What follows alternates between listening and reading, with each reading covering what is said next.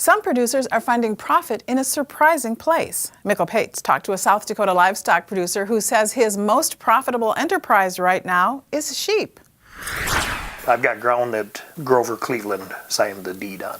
Larry Halse's family has been farming this land near Florence, South Dakota since 1880. He grows corn and soybeans and runs a cow-calf operation, but as commodity prices drop, he's finding his ewe and feeder lamb operation to be more profitable. The cattle aren't what they were 2-3 years ago. They're decent, but they're not great. Sheep, like I say, you can make more money in sheep right now. I'll make more money this year on my 1,700 lambs than I will on 600 acres of beans and my corn.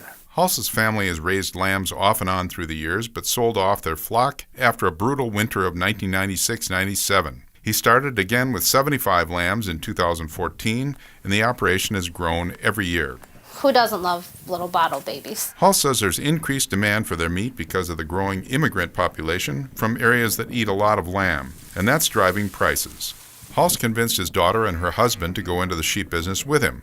Although sheep are more work than cattle, they have no regrets. I had to be a little bit convinced on the sheep just because I didn't know a lot about it. My parents had them when I was real young, and there's pictures, but I don't remember having them. I like the care of them a lot better. It's a lot more work than cattle, but it's easier to handle them.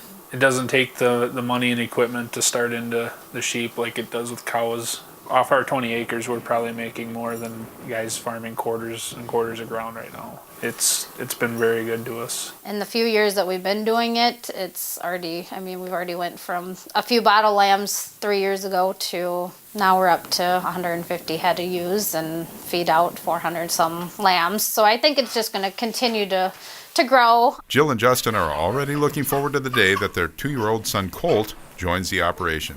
Near Florence, South Dakota, this is Mikkel Pates for Ag Week.